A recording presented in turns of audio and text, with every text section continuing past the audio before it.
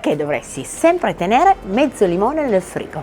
Se non l'hai mai fatto, stai convivendo con pessimi odori da settimane. Cipolle, pesce, formaggio. Ogni volta che apri il frigo ti investe una nuvola di schifezze. Il trucco è semplicissimo. Prendi mezzo limone, lo metti in un piattino e lo lasci nel frigo. Così il limone assorbe gli odori grazie agli oli essenziali e alla sua acidità naturale, lasciando un profumo fresco e pulito senza usare deodoranti chimici. Lo sapevi già o ti ho salvato il frigo?